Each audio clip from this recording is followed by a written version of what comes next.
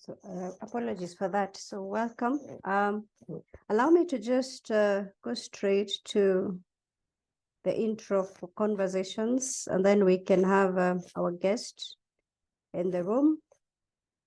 For those that have not been with us, I just want to introduce the host of this show. That's Conversations with Esther, an impact-driven professional platform. What we do is that we educate you, we rebuild your mindset, we help you within the organizations on areas of leadership, HR professional areas. We also help you with to promote best practice within the industries. Bahati, just help me with that kindly. Eunice, mute. We also help you, equip you in the workplace with relevant legal, HR, and holistic wellness skills, supporting employers as well. We support both employees and the employers in attracting, developing, motivating, retaining, and productive talent. Now, we have 3 values: integrity, excellence, and impact. And I want to say this, we've been on a career series. We've done 3 sessions with Jay and Bahati. We did the common interview mistakes to avoid. We did job interview tips as well. And we are doing career transitions. So we've just been very intentional about this. We helped you with the interview tips, the mistakes to avoid, and as you transition. And we'll keep educating you and bringing you sessions that are relevant to your career. Now, our theme for the year has been prioritizing holistic wellness, which includes your workplace wellness. This has been our pillar, our wellness pillar. For those that have been with us enough, I know you can almost sing this, and in the interest of time, I will not go through it. But if you watch our previous sessions, you'll be able to do that. Now, we have an upcoming conference / workshop in August, 28th to 30th of August. And we are asking that you register for this. Now, the uniqueness of this conference is that you will come and be able to formulate green HR policies. We will be able to sit with your finance team. We'll sit with your safety team, HSC. We'll sit with your CEO and other managers to also audit your current policies and processes. I know I've had a lot of people chatting me and calling me, asking questions on their policies, their HR manuals, and many other things. Now, in these 3 days, you'll be able to audit and check whether your policies are compliant, whether you have the right policies. And those that do not have the green policies will be able to formulate them. Now, we have the likes of the COO of Kenya Association of Manufacturers. For those that are in manufacturing, we will also be able to have those conversations and what policies you need to have. We have the CEO of Ketraco for the energy sector and all that. We have our very own Madam Kuresha for the HR professionals. We have our keynote speaker for those that are in business or in business enterprises. We have Dr. Nelson Kuria, the chairman of CIC, and many other speakers, legal minds in the house that will be able to help you scan through your policies. Those questions I see in groups, what should I do with this stuff? What should I do with this one? Those that are in business and don't have policies, you'll be able to do that. We'll also talk about your strategies. We are going to help you align your organizational culture with your strategy. So that is it for the 28th to 30th of August, full learning, only for 45,000 per head. So take advantage of this, bring in your team, bring in your managers, your CEO, because I know there's an issue with culture where we are told the culture belongs to, when culture is bad, it goes to HR. When it's good, it goes to the CEO. Come together, book a table, and design your organizational structures and policies and processes, audit them, and define your culture. Now, your policies define your culture. So we meet on 28th to 30th at Serena. And I know our speaker will be there as well. Our host, Ann Bahati, will also be there, playing a very key role in the conference. So the next one is this today.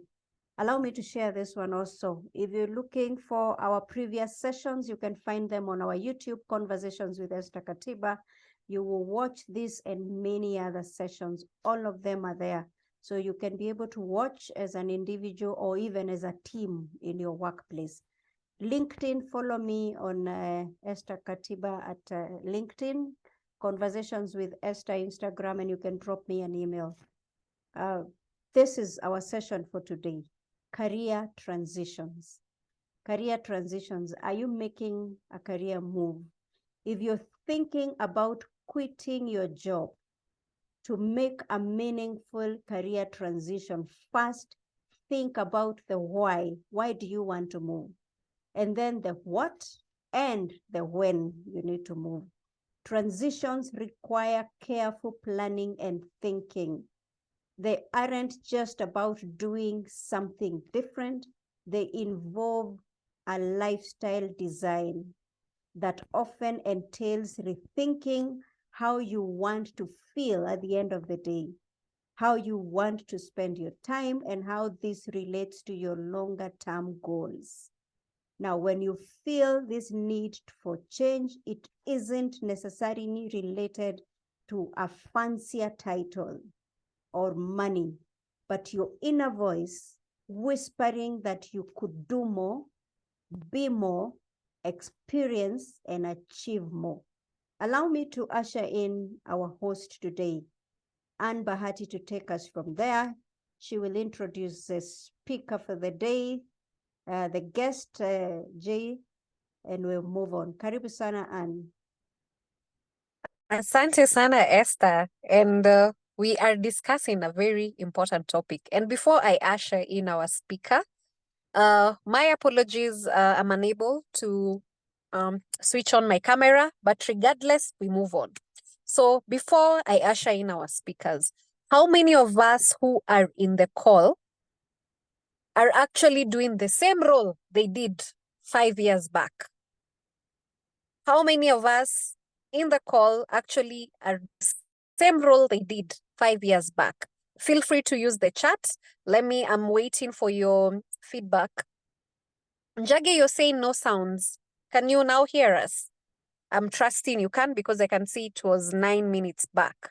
So how many of us in the call are actually doing the same role they were doing 5 years back? Maybe you are in finance, you're still in finance. Maybe you are in HR, you're still in HR. Sales, you're still in sales. How many of us are doing the same role we did 5 years back? Thank you, Njagi, for confirming that you can hear. So now let's use the chat. I'm eager to know how many of us are in the same role. For my case, 5 years back, I was not in the same role. And I'll give a preamble of my story before we usher in the speaker. And I'm not seeing any chats, anyone typing. How many of us are in the same role they did 5 years back? As a rejoinder to that, in 2 years' time, would you still want to be in the same role you have in right now? And when I'm saying the role, I mean the function. You're in HR, you still want to do HR. You're in sales, you still want to do sales. You're in business development, you still want to do that. In 2 years' time, how many of us want to do the same thing? So we have Eunice saying no. And is the no on 2 years to come? No? And I'm assuming majority of the answers are you don't want to do what you're doing right now. Yes, Veronica, no. And the no's are so profound. It's N-double-O. And no. Wow. No one wants to do the same role they're doing right now. So someone is saying they're in the same function and no, they want to change. Let's hear more. Another big no with a double M. Mudhoni, what's happening? Nelly, in 2 years' time, I'd like to do something different. Fred, yes. Okay, thank you. Josephat, no. So basically, what I'm trying to say is it's okay to want to change. It's okay to feel that whatever you're doing right now is not what you want to do. It's okay to start doing something, then in the middle of it all, you discover, things can be done differently. And it's okay to be somewhere and say, wow, this is what I've been looking for. Let me stay there.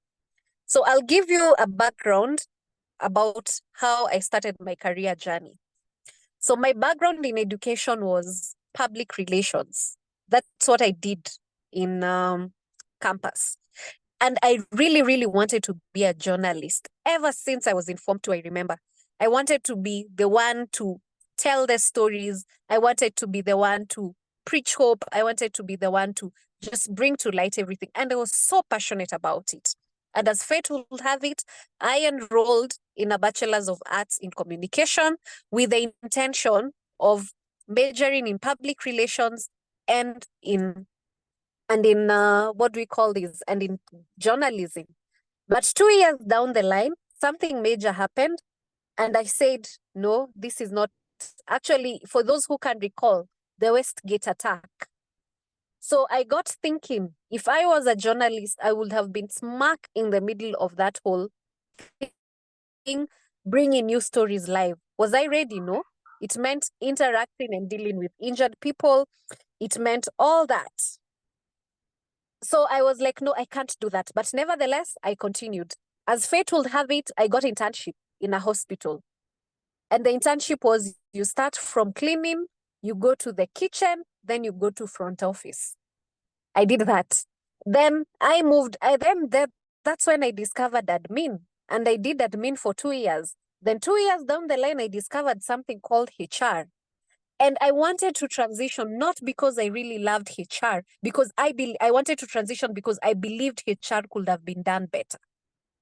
And that is when I made the choice. I was bold enough. I spoke to my then supervisor and I was given a chance. A role was created called HR assistant in training.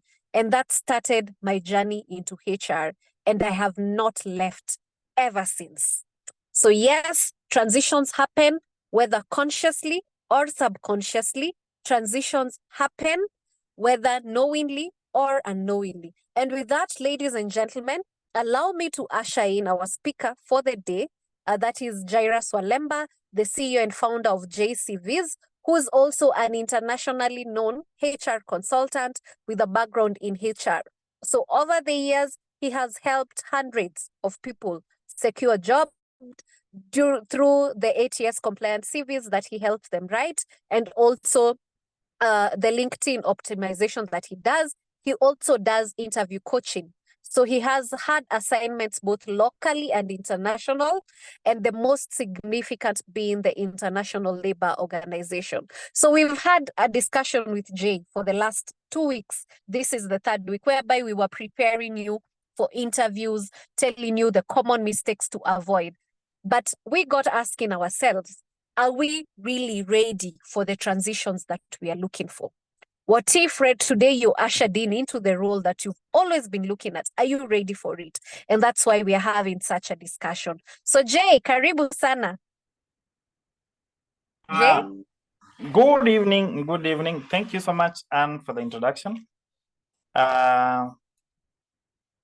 Asante sana. I know Nairobi kuna baridi sana, and hope we are keeping warm.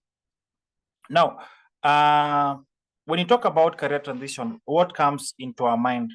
I think that is something that we really need to be aware of. And I know I've had, through my interaction with most job seekers, and you forgot to ask a question about how many are in careers that relate to what they studied at school.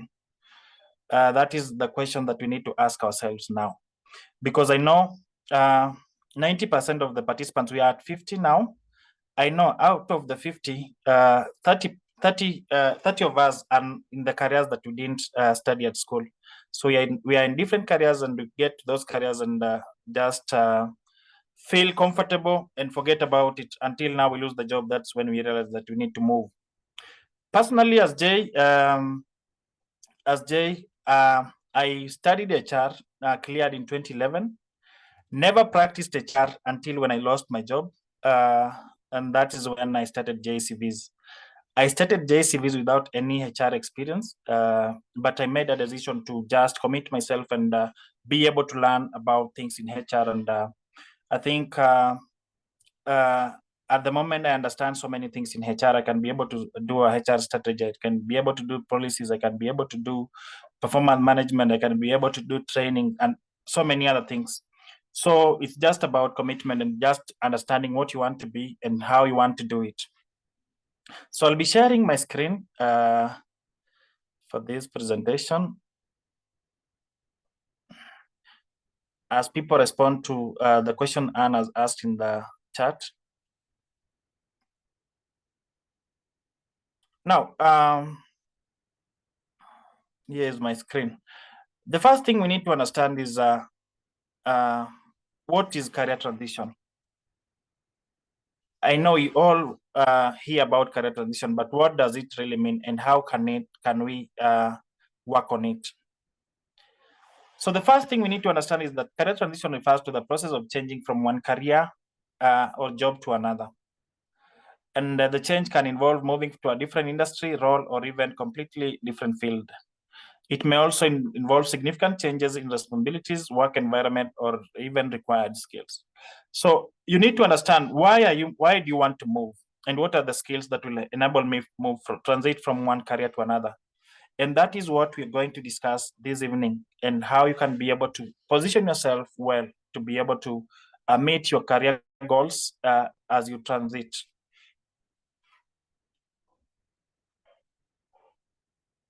So what are some of the key aspects of career transition? Number one, before you make a decision to transit, you need to do a self-reflection. With self-reflection, you need to identify your key strengths and areas where you can improve. Consider using assessments like the Myers-Briggs type indicator, strengths finder, or even career aptitude test to get insights. There are several tools online that can help you identify your key strengths based on how you position yourself to be able to transit. So discover what drives you, discover the fundamental values that you have and your passions. You can even transit because some of the key strengths or some of your core values align with a specific organization or specific industry. And you feel that by joining that industry, you can fully utilize the skills you have and be able to impact more. So this helps you guarantee that your new career path matches your personal and professional objectives. Establish specific, attainable short-term and long-term career aspirations. When you're talking about specific, attainable short-term, we are talking about now smart career aspirations. The number two aspect is to research. Explore various sectors and positions that capture your interest. So get enough information about where you want to move to and where you are currently. Gain insight into the demand, the salary brackets, and prospects for growth in the market. And here comes the question, what are some of the things that will necessitate your career transition? So keep yourself updated on both present and upcoming trends in the employment landscape. Are you transiting because the field that you're moving into has more opportunities? Are you transiting because the field you're moving into has more, can pay you more salary compared to what you're currently in? So utilize resources such as industry analysis, job platforms, and professional organizations just to gather that information and be able to stay up to date. Recognize the essential skills, qualification, and experience needed for that career transition. So once you make a decision to transit, there are several factors that you need to consider. Do your skills align? Do your qualifications align? And what are some of the specifics or special skills that you need to have to be able to transit? So make sure you equip yourself with those relevant skills and be able to align yourself to the career goal that you're looking at. The number three aspect before you consider career transition, you need to develop your skills. So consider relevant skills, certification, or degrees. Is considering this is very important. So you can get this information, or you can get these skills through platforms like Coursera, EDX, LinkedIn, Learning, and provide various online courses. We have Allison as well. So emphasize the skill that apply to various positions. Like when talking about communication, you're looking about on problem solving and leadership. These are skills. There are several skills that are very relevant in every position that you're going into. So look for the chances to participate in internships, volunteer work, or part-time roles to be able in the field to acquire hands-on experience. I know some of us will want to transition, but we don't have the skills that are relevant for that position. So the first thing you need to do, you need to consider how can I gain the hands-on experience, or how can I gain the skills that can enable me transit effectively. So you need to consider things like volunteership. With volunteership, you're considering this because it will enable you get the hands-on experience and be able to, through the hands-on experience, you can now be able to convince the potential employer that you keen and you qualified and you have skills that can enable you perform in that specific role. So the number 4 aspect is now participating in networking. So participating in industry conferences, seminars, and networking events. You can become a member of professional associations like the IHRM, ISPAC, CIPS for those in procurement, and engaging in online forums relevant to your field. Now, standing out or making a personal brand is very key for you. So once you engage in online platforms, attend network events, and make sure that you are there intentionally so that you can be able to engage with people in that field. You can be able to build a brand for yourself online so that anyone, potential employers can be able to pick you and pick you from this, from that crowd, and be able to give you opportunities that will enable you to grow in transit successfully. So arranging informal interviews with professionals in the desired field to acquire insights and advice is very key as well.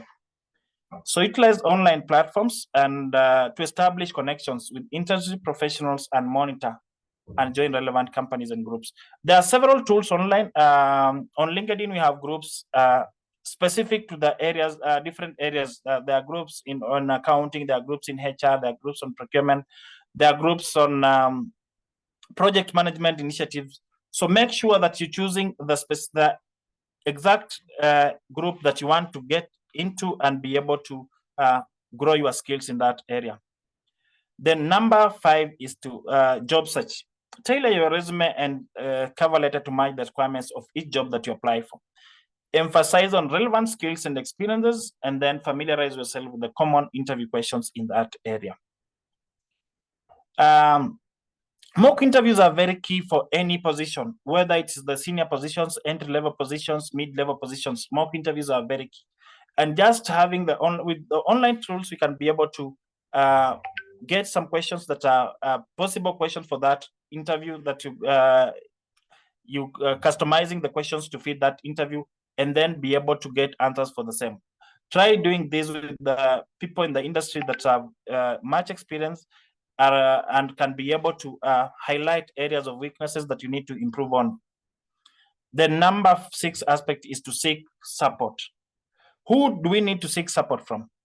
Seeking support professionally, we have people that you call our mentors. So seek support from mentors within the industry who can offer advice and assistance. These mentors can be able to give you insights in the specific area that to an extent that you can be able, you are able to understand the do's and don'ts in that area, the advantages and disadvantages in that area, and how you can be able to successfully transit and be able to have a successful career. Now, what are some of the reasons? Why we transit? Number 1. What are some of the reasons why we transit? Number 1, there we have the voluntary reasons. The voluntary reasons include, the first one is for personal fulfillment, desire for personal fulfillment. It is sometimes normal to participate in one career, then later have a shift to another due to develop passion and purpose. I know most of us, I know several people that have moved from one career to another. And you find that these people in the next career, in the second career or the recent career, they're enjoying what they're doing and they can be able to just feel fulfilled. Number 2 is desire for growth and development. There are those careers that you're told that there are no opportunities for growth and development. Often people start from lower levels of education when they want to pursue a career. Later in their career, they eye higher positions, and they tend to go back to learn more skills and use the different skills in new careers that require them on demand. The number 3 aspect is work-life balance. So different careers have different demands, and some of the careers consume your much time and energy to a point where you may feel that you're not able to balance your personal life and work life. So this makes one shift to a career that helps them manage the two. I'll not be able to mention some of the careers because I don't want to talk negatively about other careers. The number 4 aspect is financial incentives. Changing a career because of low pay is a thing that happens on a regularly due to different reasons, including family growth, seeking higher compensation, and better financial stability. Most of us change careers because of financial incentives. We feel that the career that you are in is not giving you enough money to be able to have a stable family or financial stability. Then changing interests or priorities. Starting a family, aging, and retiring are significant reasons why one can change their careers or opt to a different one. You might find that someone is planning to retire and they decide to go back home. You find them now looking for careers in administration, looking for careers that are within that locality to where they are locating to. Number 6 is dissatisfaction with the current job. This means that results from being unhappy with the work culture, the management, or colleagues. Where the work environment is toxic and you feel that you need to move, it's also a reason why you can that can cause career transition. Number 7 is the entrepreneurial role as aspiration. This is the desire to start a business or become self-employed. It mostly is the main cause as well of more career transitions. So people develop interest in pursuing innovative ideas and ventures outside the current framework, and then they end up being self-employed. Then societal or the environmental impact. They desire to work in a field that aligns with personal values regarding social justice, environmental sustainability, or community services, thereby choosing a career that aligns with the ethical beliefs and principles. So this one can also align with what you call now the personal values. So some of the personal values that you have, you feel that you need to support a community, you feel that you need to get engaged in community development, you might prefer a career that will help you get into that. And mostly that's where you find most people. Someone has been a teacher for a very long time and they feel that through my teaching, I've gained interest into community development and I can impact more when I get a role in the NGO world, and hence that transition. We have what you call the involuntary reasons. Involuntary reasons, those career transitions occur when individuals are compelled to change their careers due to external circumstances beyond their control. And here are some of the voluntary reasons. Job loss. A good example is myself. I was forced to move into HR because I lost my job. And I had no option other than now start self-employment. So this may be caused due to the following reasons. Industry decline, where you find that the industries have declined and the company can no longer sustain you guys, so they have to lay you off. The company closure. Then we have legal and regulatory changes, where new laws and regulations that affect job roles. We've seen what has happened in the country in terms of taxation, and where most of the employers have shifted to the neighboring countries, so that that's where now there are favorable conditions for them to be able to survive in the market. So most people have lost jobs due to that. Then number 2 reason is the health reason. That is the reason why I lost my job. Number 3, family and personal obligations. There are some cases where there's a need to care for a family member, which requires a job that is flexible or different hours. and a spouse or partner relocating for the job may also necessitate a career change. And this has happened in so many cases. We have economic and environmental disasters. There are people like, for example, what we just witnessed early this year, where we had floods. So many people are displaced and so many people lost their lives. So people have to move from such, even the workplaces were carried away. And so people have to move from such environments to transit to other careers. That's where you'll find people telling you that natafuta kazi yoyote. Number 5 is social political factors. For those who were born in before 2007, and so what happened? There was so many political unrest and wars, and people had to move from one area to another. And when you do this, you leave your career and have to get another career where you are relocating to.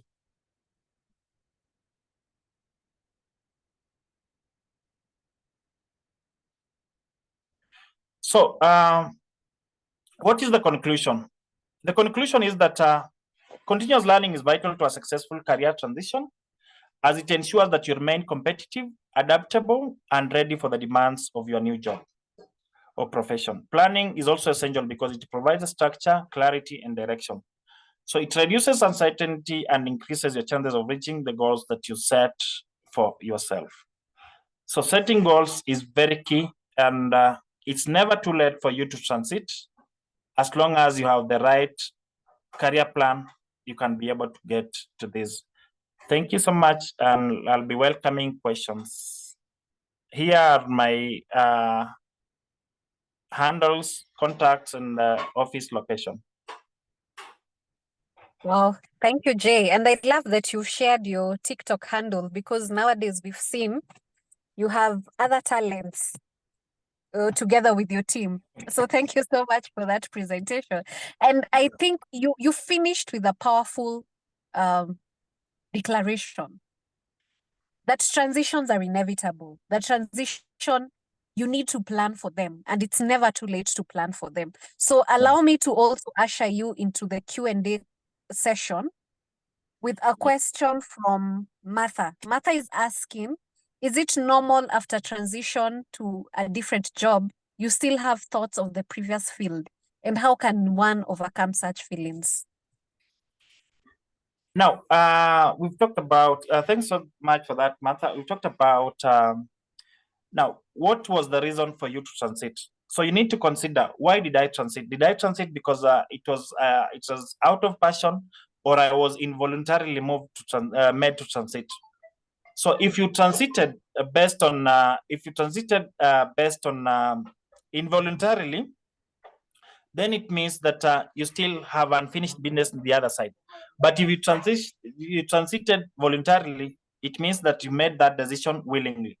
So if you feel that you made a decision and you're still looking in the other field, then you need to consider, look at what are the reasons that made you leave the other field, and what are the reasons that make you, what is it that you're not liking about the current field? And if there's anything that you're not liking, you need guidance either from a mentor, someone that can help you now transit fully, or someone that can help you transit back to the field that you are in. So the reason why you transited is very key, and the goals that you had before you made that decision to transit. So if it's voluntary or involuntary, then you can make a decision and just be at peace with what the decision that you're making. Okay, so that is well answered. So find out the reason why you're transiting, and it will help you to just know, once you know the core, you will know how to handle it. So, hello, I'm Shem. I have a question. Is there a specific time to transit, e.g. ending of a contract? Now, there's no specific time for transiting. Now, why does end of a contract necessitate your transition? So, as I've said, is that you should set clear goals. There are reasons that will make you transit. What are the reasons that are making you transit? End of a contract cannot be a reason for you to transit, unless now you have a set your goals right, that you want to transit to a specific field. And before you make a decision to transit, I've said that you need to ensure that you have the necessary skills that can enable you transit successfully. Because in all fields, especially if you have experience, then you're going to a field, a different field that they need experience as well. When you need to transit, you need to make sure that you have the necessary skills in terms of academics, in terms of hands-on experience. So how have you prepared yourself to transit in terms of hands-on experience? You might have the academics, but you might lack the hands-on experience. How have you prepared yourself to transit? So you can't just say that because my contract is ending at the end of July, I need to transit to another field. You need to have that that clear, specific goals with your transition before you make that decision. And once you make that decision, it means that you have the necessary tools. And when I talk about tools here, I'm talking about the skills, academic qualifications, and the goals to be able to achieve in that other career that you're moving into.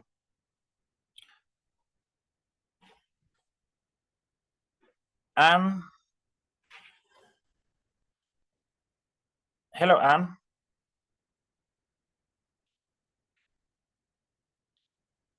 Hello, Anne. We've lost Anne, I think. Esther, you have, yeah. are there any more questions? I see here, Shani says, could you walk us through some practical steps into making the transition? For instance, planning finances. Do I work on gaining skills or education while still working in the current role? How do I balance that? Come again. Could you walk us through some practical steps into making the transition? For instance, like financial planning, and how do I work on gaining skills or education while still in the current role? How do I balance the two? That is a good question. Now, with transition, we've talked about having a plan for it. So when we talk about having a plan, it means that now you should have done enough research to understand what are some of the skills that are required, what are some of the qualifications. Now I'm talking about the academic qualifications. What are some of the academic qualifications required? So once you establish that I need to have a certificate in project management, or I need to have a degree in project management to be able to transit to this other field, then that is now when you start planning for that. So there are several resources that you can use to transit. There are several resources online. You can get courses online. Nowadays, you have several universities that are offering distant learning. As well, you can consider distant learning if that is the something that can help you make that career. And once you have the skills, the necessary skills, and now you want to start looking for experience, there are several organizations that you can seek even volunteering opportunities so that you can be able to gain that skill. So seek volunteering opportunities for you to gain that hands-on experience. And when you're doing this, for example, you are in accounting and you want to transit into HR, and you've been offering volunteering services to an organization like JCVs, you can have JCVs come first on your CV where you can showcase your skills. I've been working as a volunteer at JCVs, and these are some of the skills that I've gained from JCVs. I have skills in recruitment, I have skills in performance management, I have skills in training. So showcase those skills to a potential employer, because in most of the time when we're applying for roles, when shortlisting, especially now for those in HR, I know you can attest to this. When shortlisting, you are looking for a HR with maybe 2-3 years experience. And when you see the first role you are seeing on someone's CV is a teacher, I don't think anyone will have the patience to go to the second page. So that's why I always advise that you have the first role, even if it's volunteering role, on your CV, so that someone looking at your CV can see something related to what they're hiring for. And at that time, they'll give your CV another second or two just to be able to understand that this person has done HR and has skills in HR as much as in volunteering. Let's give him a chance to just interview him and see what skills he can bring on board. All right. Thank you so much for that. Then we have another question. How does one treat the fear of the unknown? They really want to be in the comfort zone. So how do they treat the fear of the unknown? Now, I've always told people that for me, I was in that position until when I got pushed out. No, while I was still in employment, I was earning net salary at the end of the month. I had 11 years working experience, and I was earning 18,000. 18,000 as net pay. My net pay was 18,000, and I had 11 years working experience. So until when I was pushed out through job loss because on medical grounds, I lost my job on medical grounds. That's when now I made a decision that because I have nothing to lose, I've lost my job. I tried getting another job, and already I was fired in the second week. So I made a decision that I'll not again look for employment. I'll work on what I have already, just to be able to impact on more people, because now I understood what job seekers were going through. So now, when you want to transit, you need to have a clear goal, as you've said. So the goal means that now you start by gaining the skills that you have, having the necessary tools for you to transit. Once you have the necessary tool for you to transit, you start gaining the skills. And once I have not said that you resign from your job and go to now start looking for another job that you want to transit into. While you are working in the same position that you are in, you can now start having volunteer roles. You can start having internship roles, even on a weekend basis. Maybe your current job does not, you don't go to work on Saturdays or Sundays, and then there's somewhere that you can get skills. You can learn a new skill on Saturday or Sunday, a skill that will help you transit successfully. So because you have that fear of the unknown, start by gaining those skills. And once you have those skills and you are sure that these are the skills that are necessary for me to transit in this industry, gain that confidence and start applying, make up those applications. In any case you lose your current role, you are able to transit in the other career, even starting at the lower levels, as long as you have a clear goal that in 2-3 years, I want to be at this level. And then work on getting that, work on getting yourself ready for that level that you're looking into in the next 2-3 years. So start by gaining the skills, start by gaining the experience, and then be able to transit successfully. So as much as there's that fear, but as long as work on having the tools. Once you have the tools, you are good to go. All right. So thank you so much for that.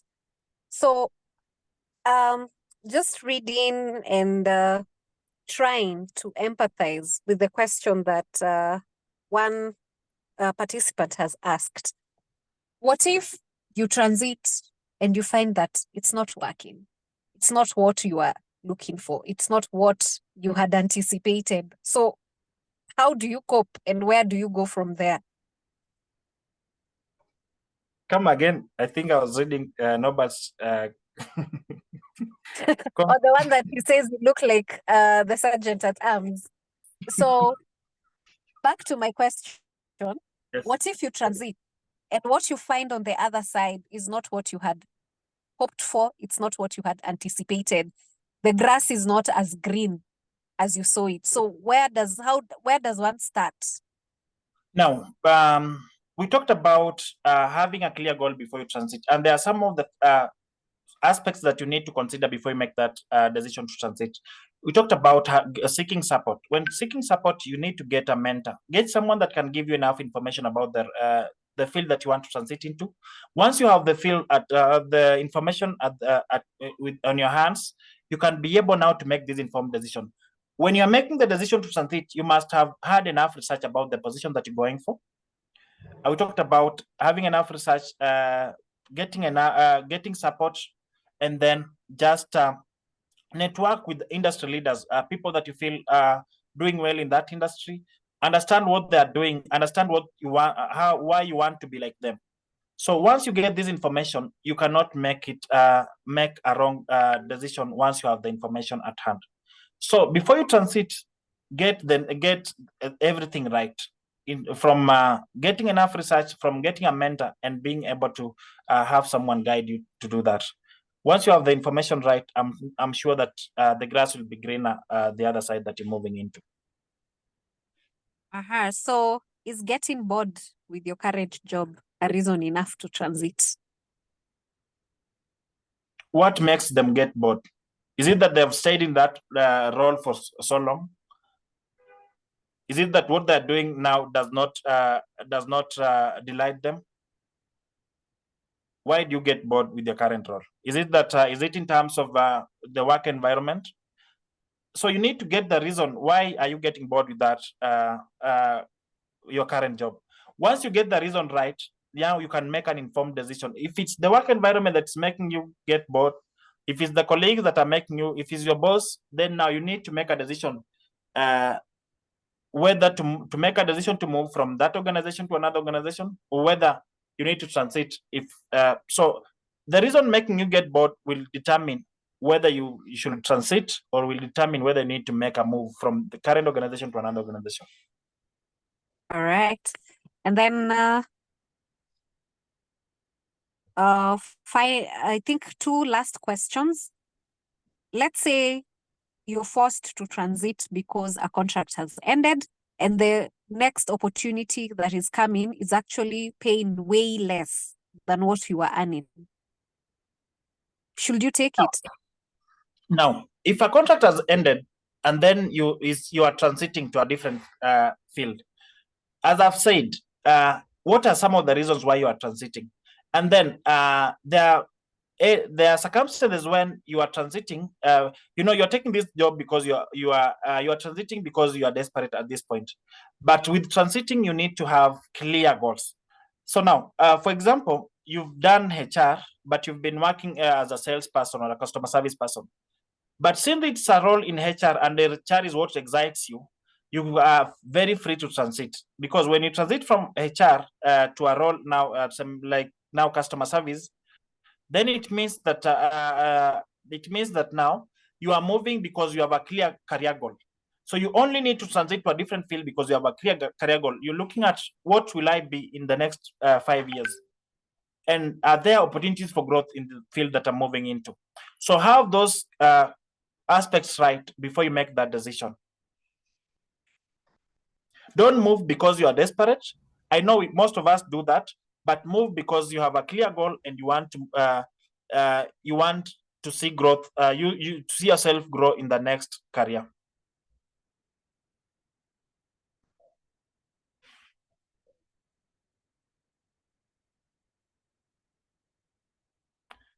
Anne, are you there? Now I'm back. I was actually, I don't understand what has happened.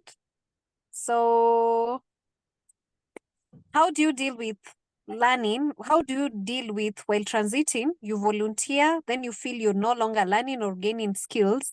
Is this a sign to move? How do you feel?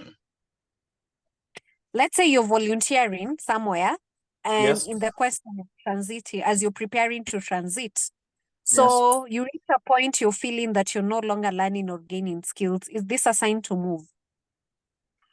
Now, you need to understand, before you start volunteering, what was your goal in volunteering? If it was about gaining skills and you're not gaining any skills, then it's a sign that you need to move, seek another organization and grow your skills in that organization. Look, I don't know whether Anne is back. Looks like she's dropped again. But I've seen a comment by Alice, and I think I want us to handle this one. How do you handle a situation where you're working in the field that you studied for, but you're completely tired and bored about it? Is it advisable to transition, or should you just seek mentorship and move on with your career? And I want you to address the mentorship side, because Jay, I began with the law myself. I'm an advocate of the High Court, but now a HR. So talk about mentorship on that, because I think it's not just about jumping. Sometimes it's because you may not have some mentors in your current career who could help guide. Just speak to that, Jay. Okay, thank you so much, Alice, for that question. How do you handle a situation where you are working in the field that you studied, but you are completely tired and bored about this? Now, when talking about mentorship, Esther, what I tend to think of is that today I was speaking to some entry-level professionals, and what I found out was that most of us, once we leave campus, we get jobs and we get comfortable in the jobs that we are in. We don't network with other people. We don't have any professional groups where you can seek advice. So, for example, you find yourself, you just have an internship experience, you get into an organization that does not have proper structures, and you given a role as maybe the HR, or given a role as the accountant, the main accountant. So you don't have anyone to guide you in the same. So what we need, especially for entry-level professionals, every one of us needs to have a mentor, someone that you can work with, someone that can guide you on any challenges in that role that you are handling, someone that you should go to, the go-to person when you have when you feel that you're bored with that role. And there are several things that need to excite you in any career that you are in. So have a mentor, and mentors are there to help you now succeed in that career. And one thing about mentorship that you need to understand is that mentors should be in your life for for the shortest time possible. You need to have several mentors. Once a mentor completes his goal in your career, or completes, finishes his specific objective in your career, you need to have another mentor guide you again.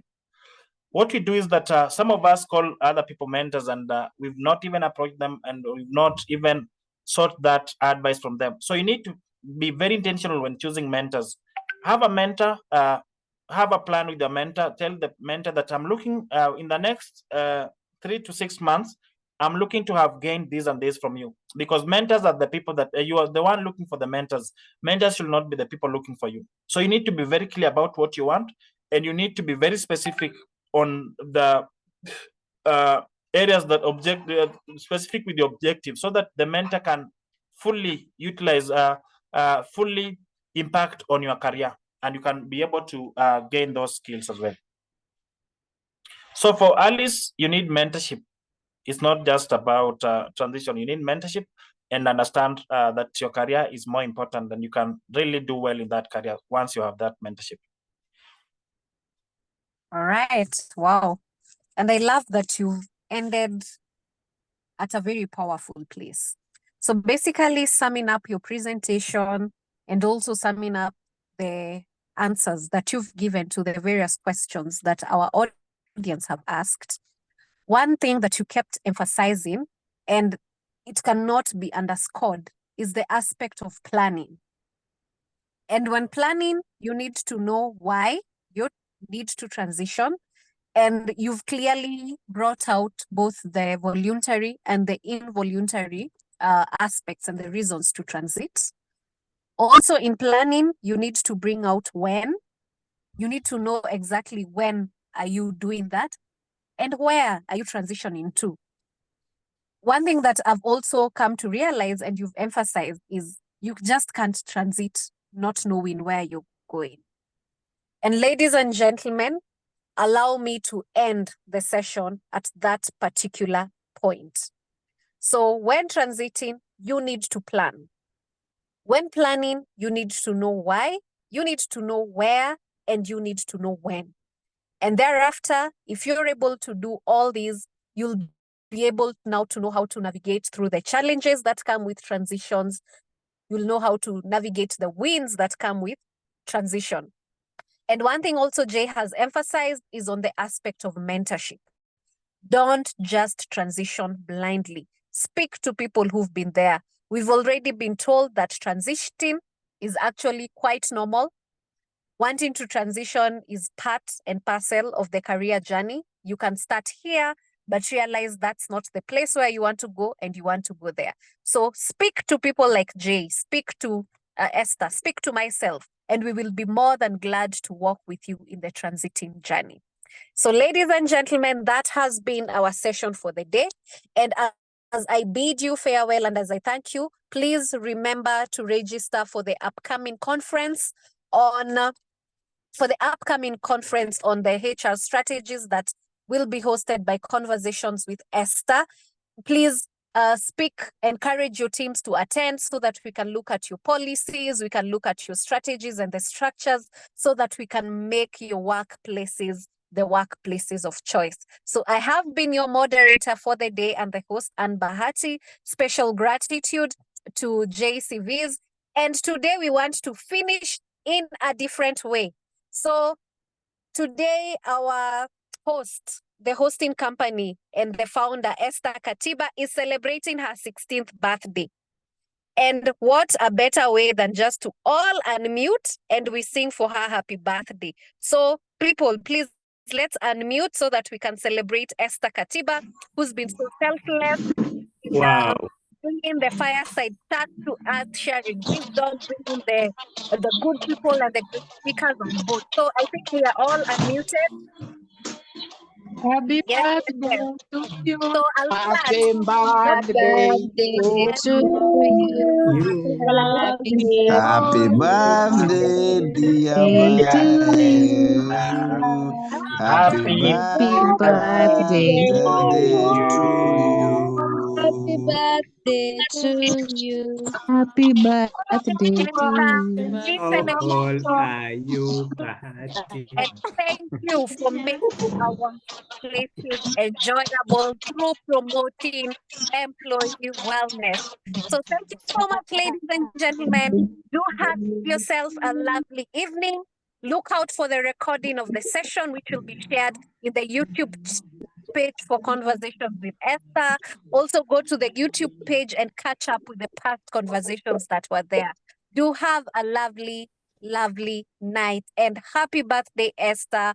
On behalf of each and every person who was on this call, we are proudly associated with you. Thank you. Thank you. Thank you, everyone. I appreciate you. Thank you. God bless you. Have a good evening. Asante sana. I feel loved. Thank you. Welcome.